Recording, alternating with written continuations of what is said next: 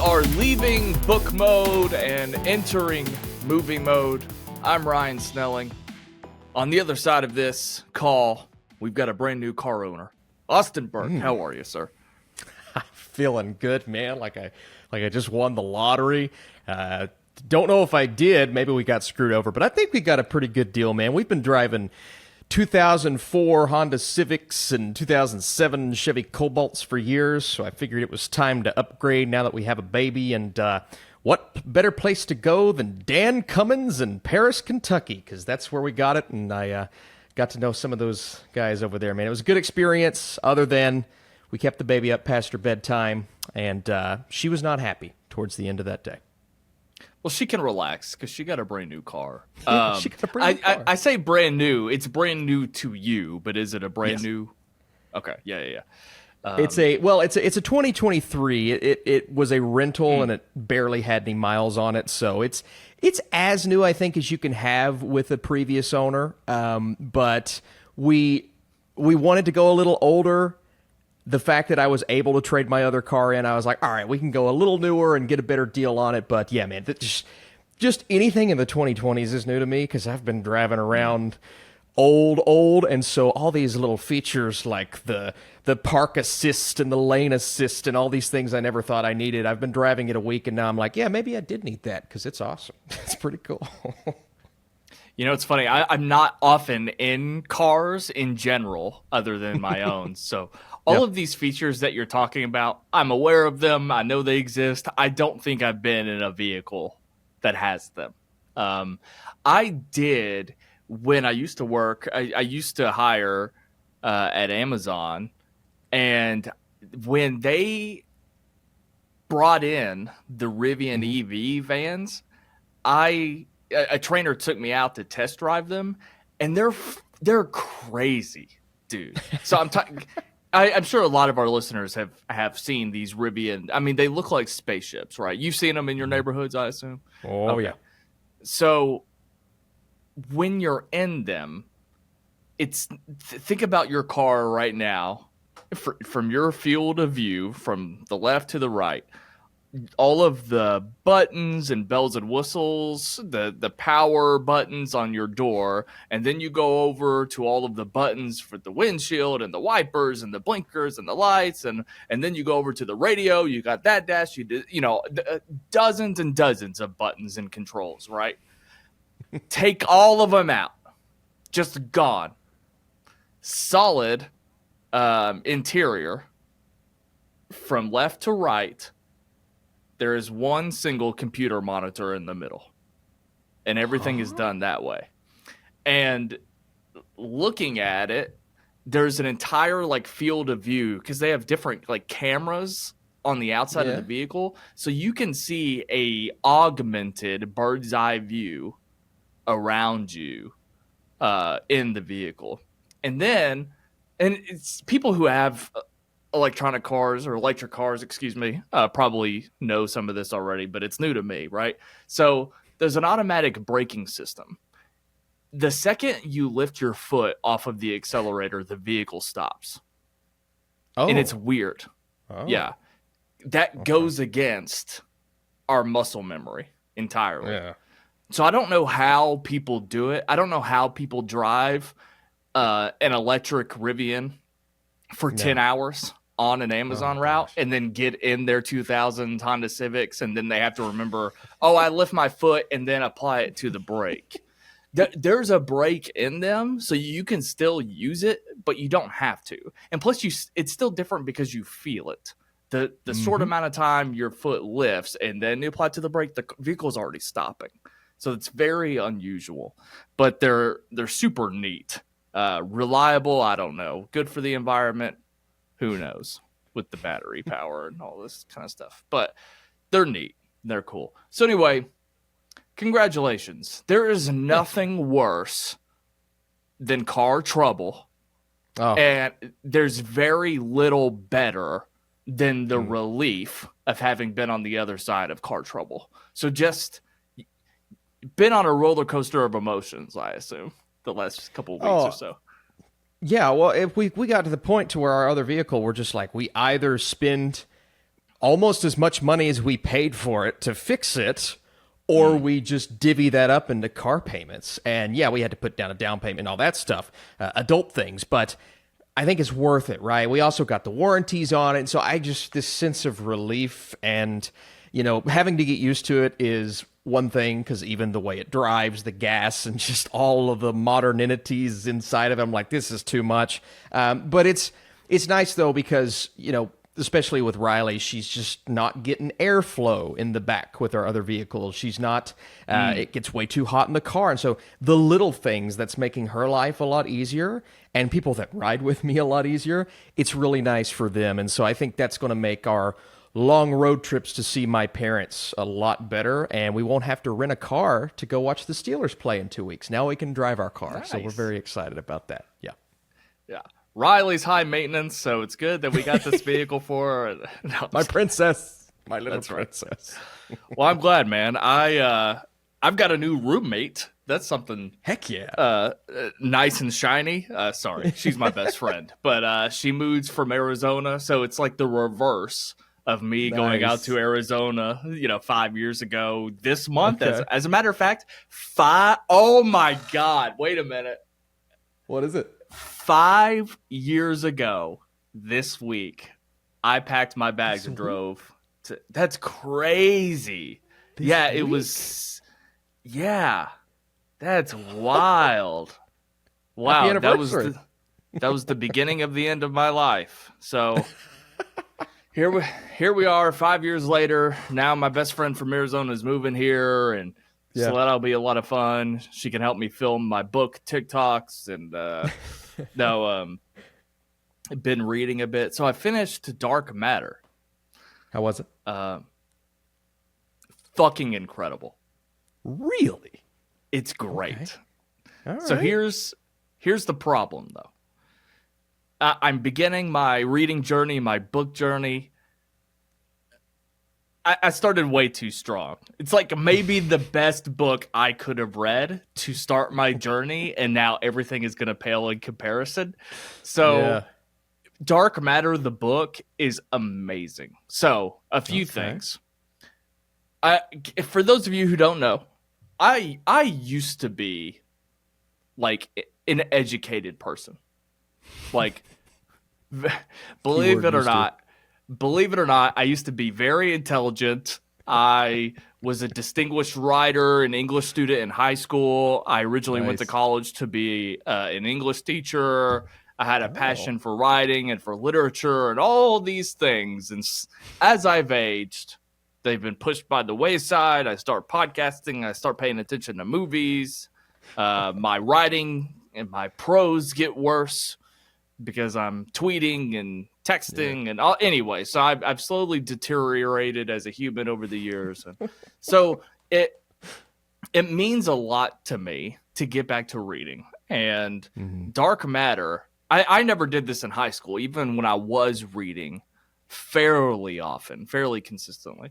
I have never read a book as fast as I did Dark Matter. I started it in the late evening, probably around 8 or 9 o'clock. Obviously finished it around midnight or whatever it was. Went to sleep, woke up, read it until about 4 o'clock, and I was done. So not quite 24 hours. There's obviously sleep, but I just crushed it. Just absolutely obliterated that thing. Couldn't get enough of it. It's wonderful. Super easy to read, but it was like 340 pages, so still like a meal, right? And I recommend this book. I think you should pick it up. You live by a bookstore. Actually, you live by 2 bookstores, I just found out. I think they got a Barnes & Noble at the mall now. I honestly think you should go pick it up tomorrow and get it. Really? Yeah. Okay. How many episodes of the show have you seen? I was going to say I saw the entire first season. So, well, it might not be as fun for you. I was going to say, would that, because do we know if the first season is the whole thing yet, or do we know that? I was told that it was, but I also have no idea how they interpreted it for the screen. Okay. So let's talk about it off air. But yeah, I haven't even like really had time to think about that yet. I haven't started the show. Part of me actually doesn't even want to, because more than ever, I'm just going to read books. I'm not going to watch any more movies. I'll sit here and listen to Austin critique films. I'm done with movies. I'm putting it all behind me. I'm going to read books. So anyway, Dark Matter, Blake Crouch, pick it up. If people are trying to get into reading or they want to just read something awesome, definitely look it up. Now I'm reading Project Hail Mary, and I think I mentioned it to you before. But I got that, and I didn't even know that movie is that book is in development right now. I had no clue. I probably read the announcement, but didn't think anything of it because I had no idea what it was or the context. I'm sure I saw the tweet, like, author of The Martian's next project, Lord and Miller. So anyway, so I'm reading that right now. I'm a little over a third into it. I'll probably be halfway later tonight, but it's good. A lot more scientific mumbo jumbo, a lot more jargon. It's not as breezy as Dark Matter, but Project Hail Mary is still unfolding in a lot of fun ways. And so anyway, there's book talk. Yeah, and that we got some. Go ahead. I was going to say, Ryan, we got some good feedback. I if you want to, again, I'm not as, I'm not reading as much as you are right now. But if you want to, I think we should start a little book talk chat at the front of all these podcasts, man, because we got a lot. Most of our comments were about book talk, which was really cool. Yeah, I saw an app where you can create book clubs, and it's almost, as far as I can tell, like a Discord function to it. So we can invite people. I can't remember what it's called. But you can like create a book club, have a chat with people that want to get involved, to pick a book, and we obviously kind of talk about it and read it together. I'll look it up. But I've definitely been following more book talkers. And I'm honestly thinking that I want to do some of that too on TikTok. Well, my whole content creation career the last few months has been one big experiment. And I think the conclusion I'm drawing is that I'm just going to leave movies behind outside of movie mode. I really do think that. Like, I just don't know what else I need to do with my own personal content with movies. So I might just do books. This will be the movie hang for us here at Movie Mode. Yeah. Don't really need to make another video on Rewatch Ryan, to be honest. Just. So is it going to be Reread Ryan? Is that the rebrand? My TikTok is Read Ryan Read right now. Read. Oh yeah, nice. So we'll see. Cool. I don't know. I like that. My next video on Rewatch Ryan, and it might be months from now, but my next video will be a watch along of Am I Racist from Matt Walsh. People love that. Exactly. That's what I'm gonna do. Piss everybody off. So we like jokingly said on this podcast that we were going to like watch it and review it. To my knowledge, neither of us have seen this film at this current moment. Okay. I have my thoughts and opinions, but for those of you who don't know, we are recording this on Tuesday evening. So Am I Racist has been in theaters since the previous weekend. And it was number 4 at the domestic box office. It has already made its production budget back. It cost $3 million to make, earned $4.7 million from only 1,500 theaters. So there is at the current moment, which is honestly absurd in and of itself, because we're 5 days into this release, it does not have a Rotten Tomatoes score. It's non-existent. Doesn't exist. There's an audience score of 99% with over 1,000 verified ratings. But critics have not weighed in on this. Can I add in? They actually have. There are 1, 2, 3, 4, 5, 6, 7 ratings on Rotten Tomatoes, which, if I know the rules correctly, and I do because I'm part of Rotten Tomatoes, it has to have 5 ratings for it to show a score. It has passed that threshold, but there is no score, Ryan. I see this now. Jeremy Jahns, who we'll talk about in a second, but also Alan from Film Threat has also weighed in on this. For those of you who aren't looking, all 7 of these critics have rated this favorable. So technically, this has a 100% on Rotten Tomatoes. Yep. So of the 2 of us, we've already established I'm the dumb one. You're the professional film critic. No.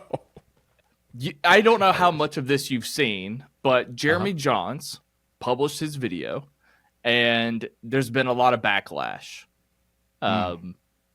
As expected, I honestly it didn't even occur to me that this would necessarily be the case. Maybe it's just because I don't know, man. I didn't really anticipate anybody. I didn't anticipate Jeremy Jahns touching this. I'm not going to lie. I didn't either. Yeah.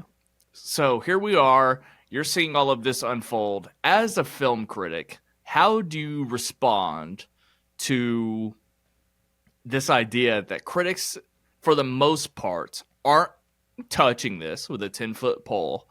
And maybe the most well-known film critic on the planet reviewed it, and he's getting backlash for it. How have you absorbed all of this? I think it's fascinating. I'm just watching this from behind the scenes almost, it feels like, sitting in my dark room with one small light on, just scrolling like, wow, this is crazy. But I'm doing nothing about it, and I haven't said anything. It's crazy to me because here's what people are getting mad about. And I get it. I don't know as much about him as maybe I should to even talk about what this movie is, but I've seen the trailer for it, and I kind of have an idea as to what it's about. People are upset because a lot of people just disagree from start to finish with what this man represents, with what he believes in, with what he's doing with this documentary, and they believe, a lot of people believe, it is spreading hatred, right? But again, that's just a perception, and that's just based off of what people know about him, not based on what he actually does in this documentary, okay? What confuses me and what baffles me is that people are getting mad at film critics for reviewing a film. Now, I review movies all the time, television shows, documentaries, whatever it may be, where I completely disagree with the topic at hand, with the people involved, with whatever the movie's trying to represent, whatever the film is about. It happens all the time. But I always try to be fair and balanced because, again, we're reviewing a movie. We're kind of basing it on entertainment, but for the most part, we do what we do with every movie, with every documentary, the same way, right? And we try to be as honest as possible. But to see someone like Jeremy Jahns, which, again, people are pulling out past things about him, which is crazy because these things have existed for years, but no one decides to touch on this until he does something they disagree with, and they're like, I remember this thing he did 12 years ago? Which admittedly wasn't a good thing. But it's like, all of this is spawning from this review. And I just sit back and say, guys, listen, you don't have to agree with the person of the movie you're reviewing. You don't have to agree with what it represents. You don't have to agree with what it is. But to review a movie is our job. And just because, which granted, all the reviews that I've seen are positive, so they probably do agree with some things going on in this documentary. That's fair. You're allowed to have that opinion. Absolutely. But just because they're doing that doesn't necessarily mean Jeremy Jahns is a huge Matt Walsh fan. A, maybe he is, maybe he isn't. That doesn't mean that. He's just reviewing a movie. And B, he's doing his job. And some people are saying, well, you know, he doesn't really ever touch independent movies with lower budgets. And I've seen him review independent movies with lower budgets. It's not very often because it's not going to get the views. But thinking about this from Jeremy's standpoint, this is such a controversial thing to talk about. This is probably going to get him good views. So that is worth him talking about this on his channel. Okay? So first of all, you have to think about it from a business standpoint, what Jeremy Jahns is doing, knowing it's going to get hits. That's why he presses record. But also, he is a movie critic.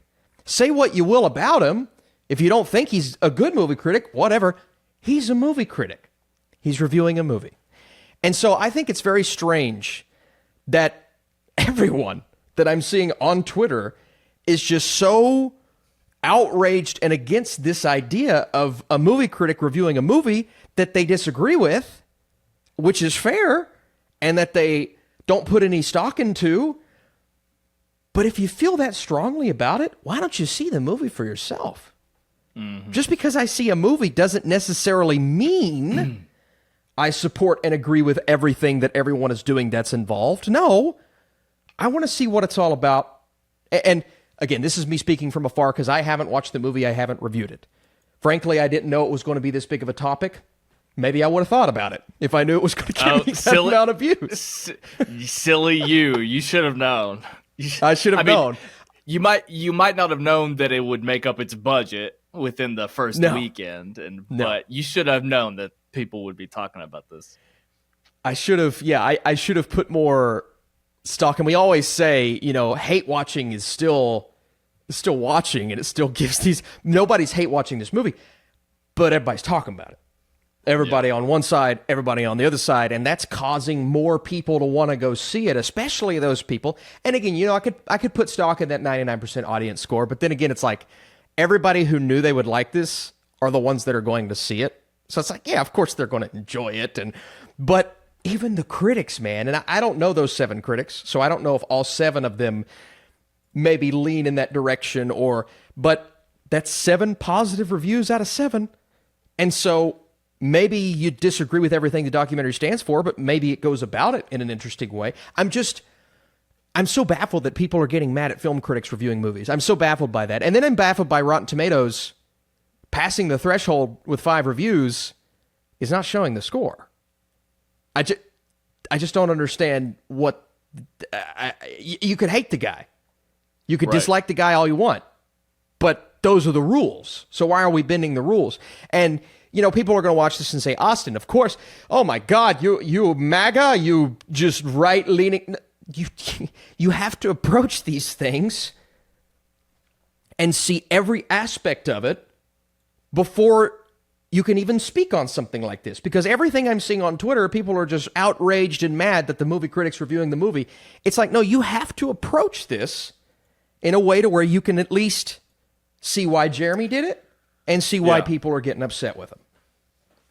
So Matt Walsh's previous movie, and this is how I was made aware of him in general. What is a Woman? It came out a couple of years ago.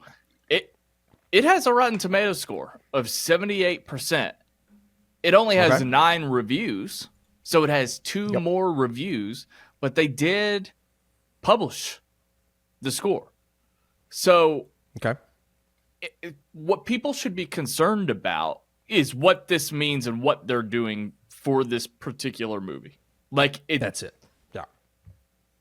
Like, what are we doing when it seemingly is it just looks like somebody's trying to shut this movie down and not give it any sort of credit whatsoever. So it's somebody who has not seen the film. I do know that this is fascinating for a few reasons. First of all, this was an independently made film from a prominent YouTuber. YouTuber might not even be the best word, but when we're talking about like what Stuckman is doing, and like Robert Meyer Burnett is making high profile content and stuff too. Like Matt Walsh works for the Daily Wire, but he's a huge presence on YouTube. He's got 2.98 million, almost 3 million subscribers. And this guy distributed a movie theatrically. It's a Daily Wire Plus original film. So it's a streaming service that none of us have. Like, do any of us have Daily Wire Plus? Probably not.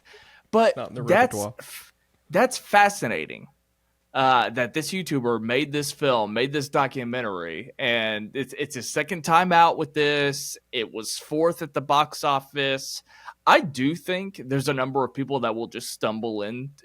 There will be people that stumble into the theater to see this movie who aren't chronically online and aware of this discourse, and probably take it in the way that a lot of people took in Borat. Like that's what this is to me. It's conservative Borat. Now, when I saw Borat, I don't think I was raised Catholic, so I leaned conservative growing up, with a few exceptions, but it's not like I was a huge fan of like George Bush and like some of the things that Borat explores. It's not like I had an understanding of like what it even meant for him to be afraid of Jews and stuff like that. Like I didn't have any of that in my head. I just thought it was funny and it made me die laughing. And obviously the older I get, it's weird to say this right now in this moment, but of all the years that we've had since Borat, I've grown to think Sacha Baron Cohen is a genius. He had that TV show a few years ago where he exposed some more politicians had them doing outrageous things. Sacha Baron Cohen's turned out to be another problematic person that all of us are trying to figure out how we feel about it. You know, all of that aside, I just think that like I don't remember anybody doing this with Borat. Now, I remember Borat being controversial, but maybe it's just because we were younger. I remember hearing that things were controversial, but you didn't really have an understanding of it because you were just surrounded by other people who didn't have that understanding and you weren't exposed to everybody's opinions online back in the day. Like that, I didn't see what people thought of Borat live on Twitter. Like they didn't exist. We were just dumb kids in high school who laughed at a dumb movie. So, I guess what I'm saying is there was a sequel to Borat a couple of years ago. I think if this movie had a left-leaning message, this wouldn't be happening. No. Because Hollywood is scared to death to endorse anything that is critical or judgmental of things that they've been putting into practice. When we should just be talking about art. I'm not telling anybody, and I think you spoke to this too, we're not telling anybody to go in, watch Am I Racist, and then agree with everything that's happened. I would say if you can't go into that movie and like at least understand how and why it was made from an artistic standpoint, what are we doing? Like, even if you come out not liking the movie, like that's the other thing too. The other problem, not only would we not be doing this if it was a left-leaning movie, we wouldn't be doing this if Jeremy Jahns didn't like it. No, that's the, yep. So what we're left with is the world's inability to handle someone's opinion on a movie. And for the second consecutive week in a row, that's bitch. So I haven't seen the movie. I'm not going to act like I love the movie too. And like I'm not protecting Jeremy Jahns because we share an opinion. And as a matter of fact, I've never even really particularly cared for Jeremy Jahns. You've told me this. I've just never cared for him. I've never watched him. If I was ever subscribed to him, it was probably just because I was trying to take in what other people were doing on YouTube, but it's not because I cared about his videos or anything like that. This is ridiculous. And I'm like, I care about something happening to Jeremy Jahns now. Like, but I also haven't even looked into this to the point. Like, has he responded? Do you know? Like, has he done anything about it, or did he just put up a video and let people argue about it? I think that's what he did because I don't think he has any other social medias beyond YouTube. He deleted everything. So I don't, unless he mentioned it in his review after that. Yeah, he deleted everything. He doesn't have anything beyond YouTube. I think he may still have Instagram. I don't know if he's active, but he's been off Twitter for years and years. I remember the exact video because this was back when I still watched him when he said he was leaving Twitter. It was a long time ago, and yeah, he's not been back since. So I know he's aware because people they've told him, but yeah, the amount of, and even I believe I saw Matt Walsh even tweeted him or included him in a tweet and was like, "Thank you for supporting my movie and all this." It's just, it's so crazy to me that we are unable to allow other people to watch and critique things that we disagree with. Like that's so wild. Like, he's watching it, he's being critical about it. Yes, he endorsed it because he enjoyed it, but that doesn't mean he shares every idea in common with Matt Walsh. And maybe he does, but who cares? You know what I mean? Like, it's none of our business. It's not my business. It's not your business, but everyone's making it their business. And that to me is just like, guys, we all went to kindergarten. We learned to respect each other and love each other and not be overly like, this is stuff that I was learning in elementary school. And it just seems like the internet has wiped all of this away from us. Like, oh my God, this person has an opinion that I disagree with. Like, that's insane to me. What are we doing?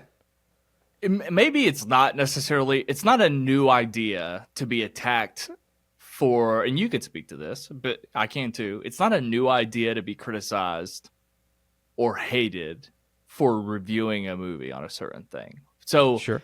It starts to get into this territory that we've talked about over the last few weeks. So what we're left with is, look, here's why I'm trying to go all in on book talk, right? When I follow TikTokers or people on Instagram for talking about books or whatever, it's just like there are no actors that play any of these roles. It's almost like I can also get into this without caring about like book sales. Like, when it comes to movies, we're talking about sequels. We're talking about how this franchise can be sustained. I just hear about a cool book and I read it. For all I know, that's going to be it. Right? Yeah. So I don't have all of this baggage. I don't have to care about the actors, race swapping, gender swapping. The book just is what it is. And you're almost even more stupid for criticizing a book in that way. Like, it's just like, this is what it is, and there's nothing else to say.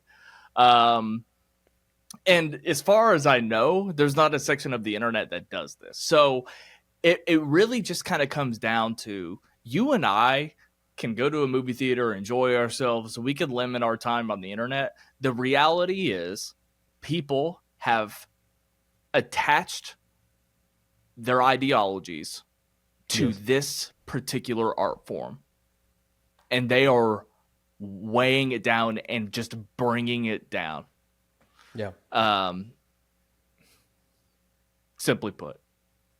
So I'm not going to go as far as to say like movies are ruined for me. It's probably just more of like talking about movies is ruining, or I have to maneuver and alter my way of thinking, my state of thinking, to remove myself from it. But this is just what's happening. And so I don't know if it'll ever go away. And I've kind of just, the only way to, I don't want to say combat, because I don't want to come off like it's a war or anything like that. But the only thing to combat it is to just keep moving forward with what you think, how you feel, speaking out for the things that you believe in. So you and I are people who are not afraid to see this movie, and we're not afraid to talk about it.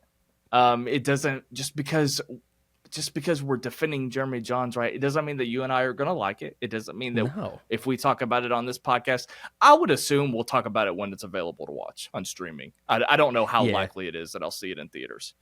I agree. So yeah, but I definitely want to follow this story a little bit more and then definitely talk about it. Hell, I literally might do a watch along. I'm not gonna lie. I think that'd be pretty funny. But yeah, people have to have their ideologies represented in stories, and it's just like enough. I'm reading this book right now, Project Hail Mary, and I can tell Andy Weir has like certain leanings that I don't necessarily like, and it doesn't matter. I can just still read the book because I'm reading something from his perspective and he's speaking through a character. And you know what's funny? That it might not even be as easy as that. Andy Weir might be writing a character. I guess that's the better way to put it. The character I'm reading leans a particular way and has certain opinions on things, but it's just like that's just who the character is or who the author is. Doesn't really change how I feel about the book. Like, wait, so you don't see yourself in that character, Ryan? No, I'm not a scientist. I'm not a science teacher. I'm not somebody who leads a space expedition. I'm not somebody who knows about light and radiation. I don't know any of the things that this main character does. That's a shame. That's a shame that you don't see yourself as that character, because that's why I watch movies. I have to see myself in that situation. I was thinking while you were talking, I mean, look, an example of something that I don't like in movies is when they have a 35-year-old and like a 17-year-old in a relationship. That's something that makes me very uncomfortable. I do not like. I am very morally opposed to that. Now, again, depending on how it's handled, sometimes you can handle that in a slimy way. But I have seen movies with that exact thing that I like and that I respond to. And even though morally, I mean, for God's sakes, we watch movies where people kill each other, where people murder each other. We watch John Wick. He kills like 400 people. I'm not watching that going, oh my God, he just murdered. He just broke the law and he murdered. I can't believe he did that. I'm morally opposed to that. Why would I watch that? No, it's like you have to suspend disbelief. And I get it. It's a different circumstance because this is a documentary. But it all depends on, haven't seen the movie, but it all depends on how it is handled within the confines of that documentary in a very similar way to what you said about Borat and just a lot of those films that he's done over the years. I think is similar, but in the other direction. And as we know, the way that Hollywood leans is not the way that leans, which, again, should be okay. It should be fine because we should be allowed to feel both ways, but it's not. And it really is just a shame, man, especially, and people are going to disagree with me on this, people that I love and I follow and I support and I think they're amazing. They're talking about this and completely disagreeing with what I'm saying. But I believe it's very important to be able to critique and talk about art of all sorts, of all kinds, and not get backlash because it's art that you may disagree with. I think that's childish. I think that's immature, something we should be able to move past, but with the internet, I don't know if we ever will. I think I mentioned this on the Lost episode or the Hidden episode, whatever we want to call it, but it's a beautiful thing that we get to have art like this. For sure. Like some of the clips that I've seen are actually pretty funny. There's one where they convince a woman, Matt Walsh convinces a white woman, to pay his black producer reparations, and it's like a tip jar. So the black producer sits down with a tip jar, and this woman, out of white guilt, does it. And this is fascinating, guys. It's fascinating because it's exposing it's exposing so much. If this was in the form of a TikTok, if Matt Walsh wasn't on screen, more people would have a sense of humor about it. Yeah, I've seen TikTok like that. Yeah, exactly. Yeah. That's my next point. I've seen, and guys, like, that's pretty fucking funny. and exposes a lot, like that person being that uncomfortable and then tipping a black man. Like, I don't know what else happens in the movie and where it necessarily goes, but I've seen that clip and it's pretty incredible. And another thing, and this is just on the topic of movies, he's sitting down with a white woman, and he says, so what we're dealing with right now, and as far as I know, this is true. Do you know what I'm talking about? I don't think I've seen this one. Okay. So it's on the topic of Moana. And I'm pretty sure this is true. I think I heard him talk about this on his YouTube channel. His daughter's favorite Disney princess is Moana. Okay. And so that is something. I think his point is like Moana, that type of character should be represented on screen, and white people should get on board with that kind of representation, blah, blah, blah, blah, blah. Great. So you accomplish your mission. My daughter loves Moana. She wants to be Moana for Halloween. And then he says, should I get her the Moana costume? Because my daughter, who has nothing to do with any of this bullshit, identity politics or whatever, likes a movie character and wants to dress up as her for Halloween. Sure. Do I buy her the Halloween costume? And the woman tells him no. And so then he's like, okay, so I did the one right thing for you, but no matter where I go with this, I'm in the wrong somewhere. So this is the kind of stuff that we explore. And this is the kind of stuff, the people who agree with this, even a little bit, this kind of goes back to that takedown Twitter thread with Nerdrotic. If there's a group of people out there that want us to get on board with that ideology, the last thing you should do is shut them down and call them racist instantly. So just because Jeremy Jahns liked the movie and he posted the thumbnail is Jeremy Jahns giving the movie a thumbs up and it says, am I racist? And then some people just start quote tweeting it confirmed racist just by showing that Jeremy Jahns is racist for watching the movie. You're not getting anybody else on your side. If that's what you do, you morons. Like, you're so bad at getting people to agree with you that you resort. It's just, I can't, people are reducing themselves to just being, that's like a caveman mentality. Like, there's no thought to that. There's no discernment. There's no critical thinking to that at all. It's just so dim to be like that. The thumbnail thing and people, and that's the thing too, right? They are posting that of Jeremy Jahns and calling him racist, not to, like you're saying, try to get people from the other side, the people that are with Jeremy Jahns or with Matt Walsh, right? They're posting it because they have like-minded followers. And because those like-minded followers are all going to give them likes and retweets and give them clicks. That's why people are posting this. They're not posting, I do it. I'm on Twitter. I post stupid memes. I post funny memes. And you know what my mindset is? I hope this gets like 100 likes. That'd be cool. Yeah. Get like 100 likes. I make my money back to pay for Twitter monthly, so that's kind of my goal every month. But that's why they do it, okay?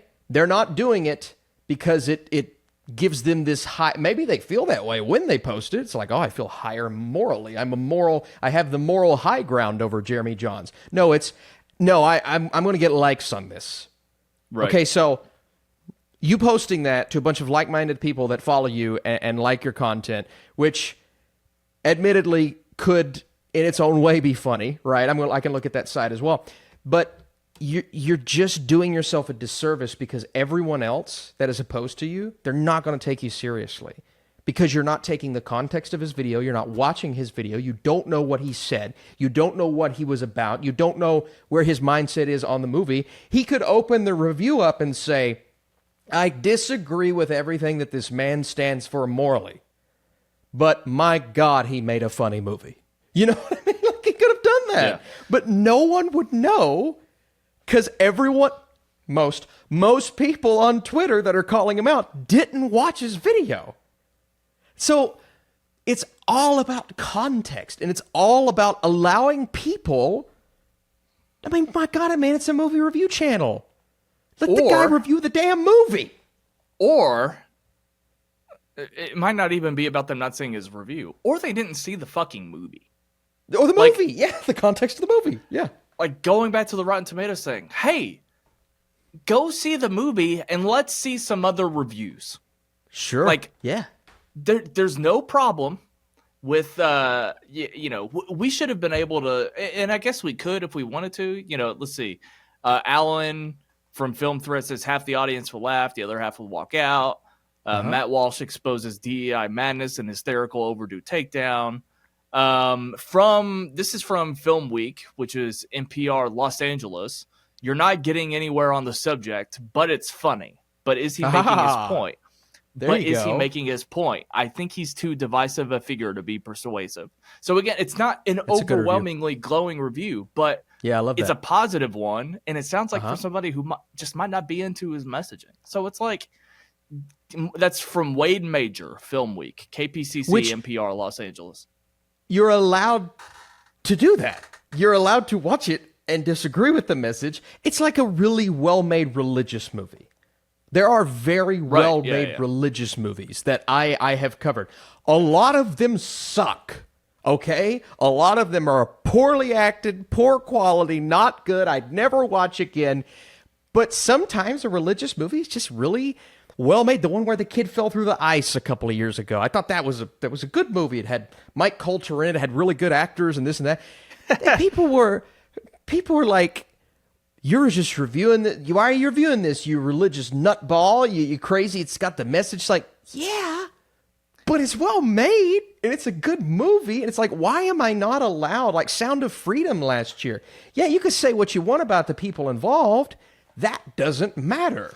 I saw somebody tweet, making a point against Jeremy, like, yeah, we should have known something was up when he reviewed Sound of Freedom last year. They said something like, that wasn't even a real movie or something like that. And I'm like, it's stupid. But it's like people didn't watch it. People are being weird about Reagan, too. It's like, yeah, that is a film about an American president. Like from 50 years ago, and it's like people are like afraid of that movie. It's like, I'm not even speaking to its quality. I haven't seen it, but it's like there's a film about Ronald Reagan and people aren't touching it with a 10-foot pole. It's like, yeah, you bitch. Yeah, like man. Jesus fucking Christ. What are we doing? My God. You know how many?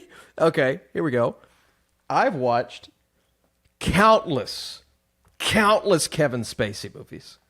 Countless. Yeah. And I love his characters. And I think he's an outstanding actor. I don't support Kevin Spacey. Yeah. I don't sit here and defend the guy for what he's accused of. I just think he's a good actor. It's the same fucking thing. It's the same exact thing. Right. And what about separating art from artists too? Like nobody does that anymore. Nobody does that. Is it not possible? Fine, if you want to hate Matt Walsh and what he does, whatever. Is it not possible he can make a good movie? Like Matt Walsh can only make a good movie if he's liberal leaning or something. It's like, shut the fuck up, dude. Morons. That's like me saying Kevin Spacey can't make a good movie. He can. Yeah. We've seen it. True. We've seen countless examples. And it's like, guys, I mean,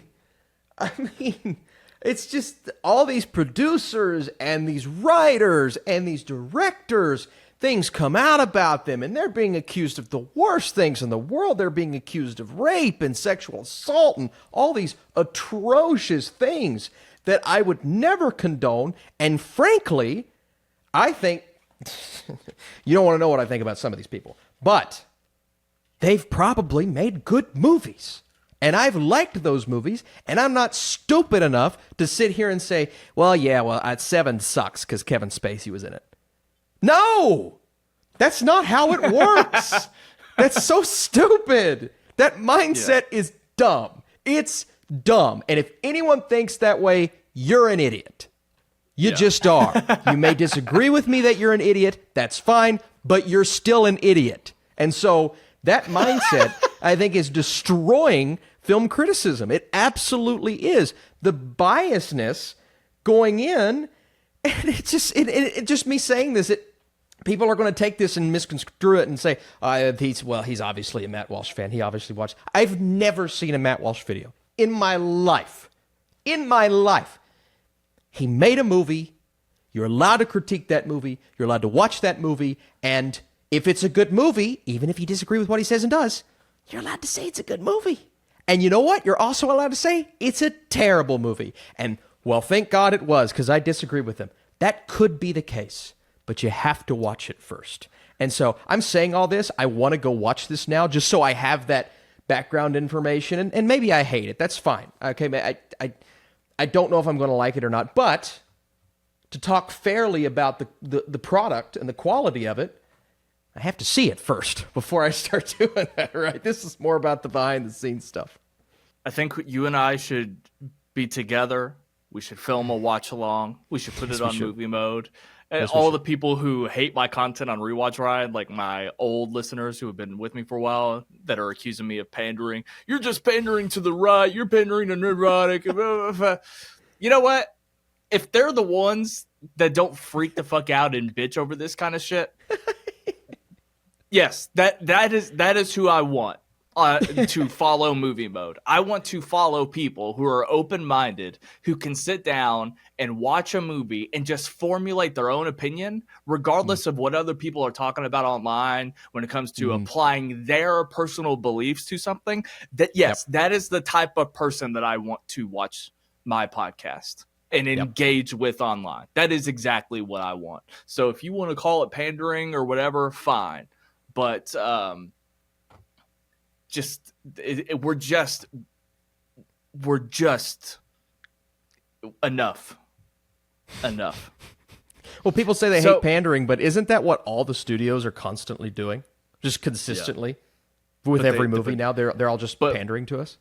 But they don't admit it, and that's not the word they use if it is benefiting them. Yes. Let's do one transitional topic very quickly. But Agatha All Along had its red carpet event. And the only real reaction I have to it, well, two things. First of all, mini Parks and Rec reunion, because we had, of course, Catherine Hahn and Aubrey Plaza. Catherine Hahn had a very small supporting role in Parks and Rec for, I think, not even one full season, but she played a campaign manager going against Leslie Knope. For Bobby Newport. She was Paul Rudd's campaign. Yeah. Anyway, so she had a small role, but her and Aubrey Plaza, that was a mini Parks and Rec reunion in and of itself. Amy Poehler and Adam Scott were also on the purple carpet or whatever it was. So that was fun. It was cool to see those videos, see those pictures. So that was nice. My only other reaction is this guy, and we all know who I'm talking about. Let me look up his name. Okay, so it's the guy from Variety. His name is Mark Malkin. Everybody knows who Mark Malkin is. He's the guy who talks like there's a frog in his throat. He interviews all these celebs, asks terrible questions. I want to try and impersonate Mark Malkin here right now, but I'm afraid I'll fuck it up. But he's interviewing people on the red carpet. And he's like, so I've heard that. That's a terrible impression. I'm going to stop. I've been told that Agatha All Along is the gayest Marvel project. And I had flashbacks. I had flashbacks to everything that happened with the Acolyte. And I just thought to myself, are we about to do all of this again? We're doing it again, bro. It's happening. And we are. Joe Locke is this show's Amanda Stenberg. He's already been doing this. But I was laughing, and I wanted to make a joke about it on Twitter, but then I remembered people wouldn't be able to handle it. But I wanted to make a joke and post a picture of Mark Malkin and say, this guy is single-handedly responsible for everything coming Agatha. This man has no idea what he's done. He is going to be single-handedly responsible for everything coming Agatha All Along's way. And I just had all I did was laugh. I was just like, here we go again. And that's really my only takeaway. Have you first of all, what was your reaction to it? But have you also been able to screen any of this up until this point, Agatha? No, and I've heard some other people having issues with screenings and screeners as well, and a couple of people that always get them. Some in my area, some not in my area. One of my buddies actually said they weren't sending digital screeners in the Ohio, Tennessee, Indiana area, and I'm like, that doesn't make any sense. They're digital. Did they? I don't know. Have they watched our podcasts where we've just been bashing them, so they're not sending me screeners anymore? I don't know what it is. But, so no, I haven't seen Agatha yet. It also tells me, since people are kind of weirded out about screeners, maybe they don't have a lot of confidence in this show. Because I've seen certain people screen it, but those certain people that have screened it are always saying glowing things about Disney. So, yeah, I'm very interested and curious, and even some of those reactions aren't very good. In terms of the red carpet stuff, I'm sitting back going, what do we, you know, man, the shitstorm that is going to come from this question. It's not like I blame him. He wants the soundbite, right? And it's not like the actor can't say something smart. Like, I'm not even like criticizing any of the actor's response. I just like it's the question. I just couldn't help but laugh that somebody did it again. So it's not even I'm not even right or wronging any of this. I just had a good laugh when I saw that video, honestly. But it's like, man, it's just like, I don't want this to be a controversial thing. Like, I'm not even saying I'm super excited about Agatha, but I don't want it to be another Acolyte. And that question that is asked, like, you have to know, that's probably why it was asked, because he's like, oh, this is going to get out there. But I don't want it to taint the show. Because it means that more people, it means that people like Variety and other people online can call those people homophobic. Yes, exactly. I'm going to ask this question. I'm going to get whatever response I get, and then I'll endorse it and I'll get behind it. There are people that are going to take issue with it. He already knows that. He's not surprised by that. But then there's a certain group online that just get to call each other homophobic. That's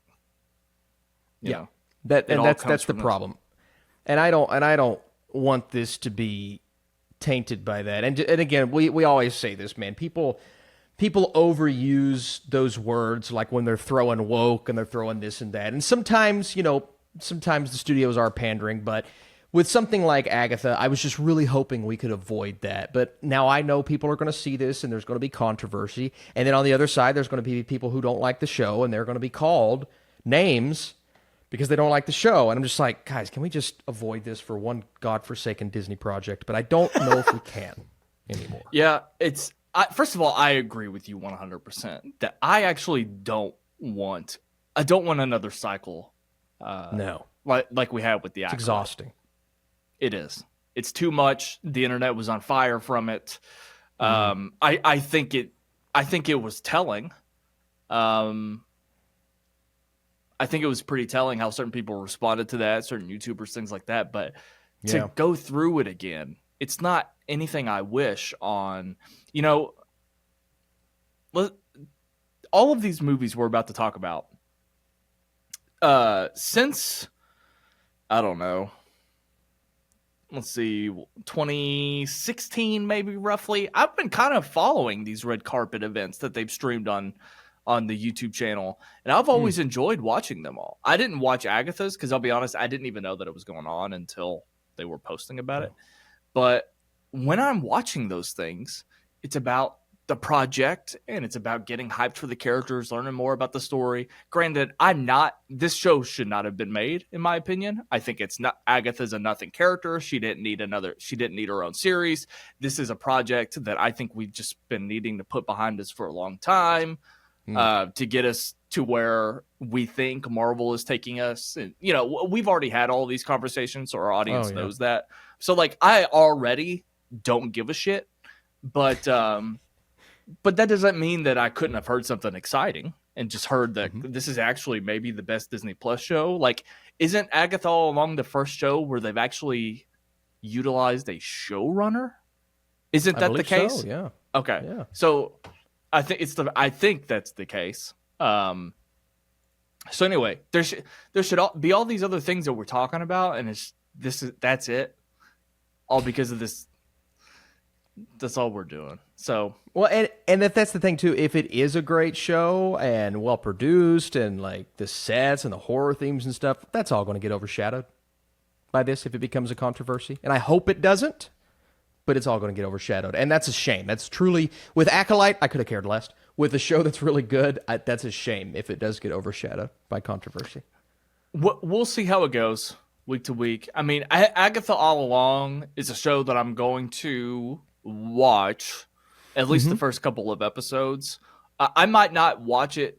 My viewing habits with The Acolyte were I watched the first 2 episodes in real time, and then I went several weeks just watching YouTube videos about them. But I still caught myself up in time for the finale. So, like, I was out of sorts with how I viewed it. So I'm not going to act like I'm going to be watching Agatha All Along in prime time every week. But I'll definitely have an awareness of it.